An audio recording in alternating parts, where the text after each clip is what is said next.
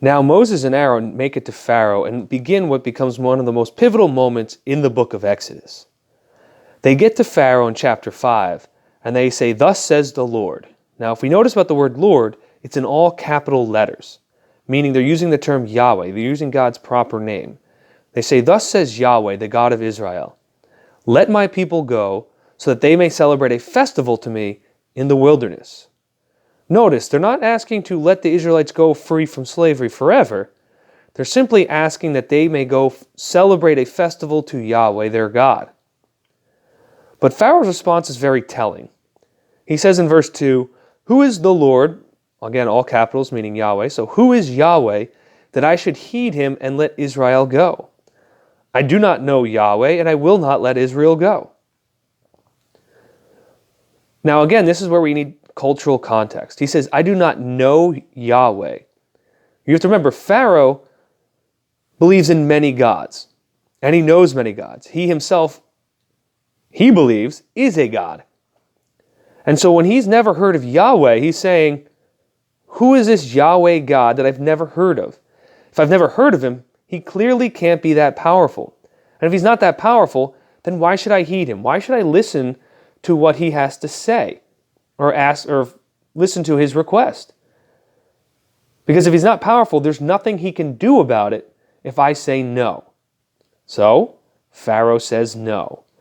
And that leads us to chapter 7 and our 10 plagues.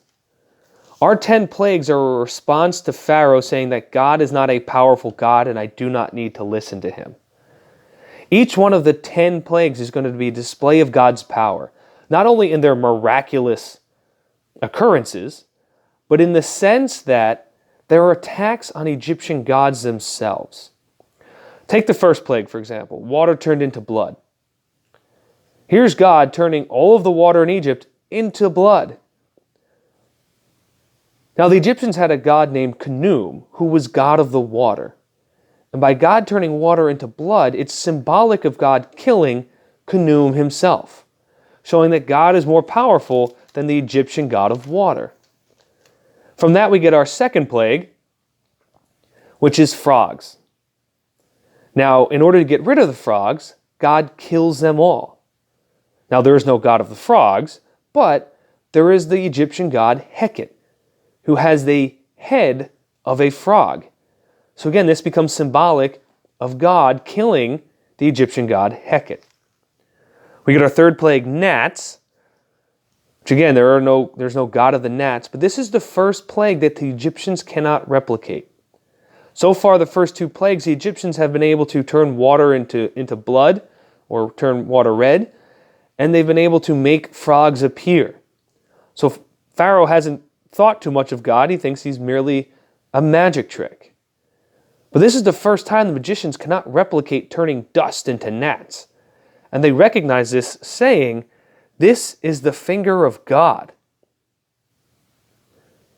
We then get our fourth plague, which is flies. Again, there is no god of the flies, but as someone will want to make the joke, there is a lord of the flies. But again, this is still a display of God's power, because starting with our fourth plague, these plagues no longer affect Goshen. And Goshen's significant because that's where the Israelites live. And so what God is saying here is, I'm not just going to make flies appear, I'm only going to make them appear where I want them to appear. So they're only going to appear to the Egyptians and not to the Israelites. And so we continue to see God's power throughout each of these plagues. The fifth plague, pestilence, it's a disease which kills livestock like cows and goats and things of this nature. Well, the Egyptian had gods like Apis and Hathor who looked like goats and rams and cows and bulls. Again, showing that God is killing off these Egyptian gods. The sixth plague, boils, which is a skin disease. Again, no god of skin diseases. But again, it's an attack on the magicians who are seen to be very powerful. The magicians cannot stop the boils from happening. We then get our seventh plague, thunder and hail, which is the most powerful hailstorm that's ever happened in Egypt up until this point. And this is an attack on Seth, the god of storms. The idea that you cannot pray to Seth to make this stop. Only Yahweh can stop this storm.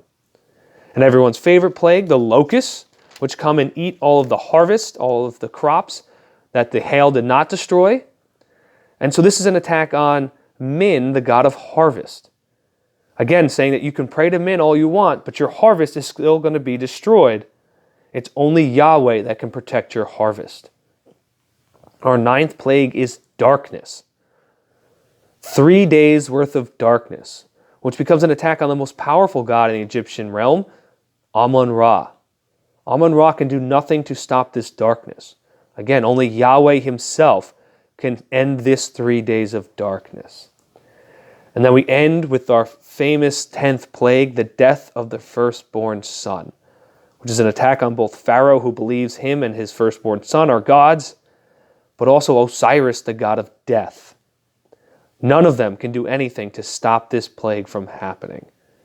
Only those who follow what God commands can protect their children from this plague. And we'll talk about Passover in class on Monday and this requirement to protect your children. Now, I do want to bring up the idea that these plagues, some people say, can happen naturally. And if we take a look, there's a thing called red tide, which is an algae which kills everything in the water.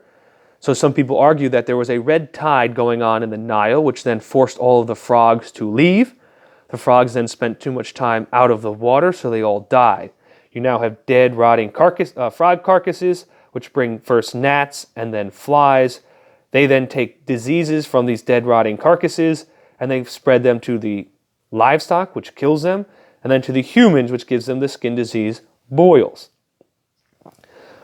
Hail is a common occurrence, or a natural occurrence in Egypt. So are locusts. So those are nothing crazy. Then you have our 3 days of darkness, which most people want to say an eclipse, but an eclipse would not last 3 days.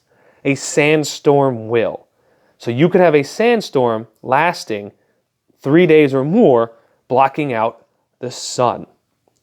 The death of the firstborn becomes a little bit harder to argue, but one argument is that the oldest male child would be eating the most meat. All of the meat has been diseased, so all of the male children who are firstborns would die of food poisoning. Now again, I bring this up because yes, some of these things can be explained naturally, but this does not prevent the idea that God is all-powerful and that God is still the one bringing them about. All of this occurs within about a year's time. So it's very coincidental that all of these things seem to be happening right around the time that Moses is asking the Israelites to leave. We'll end there and we'll talk about the Passover in class. Enjoy the rest of your day, gentlemen.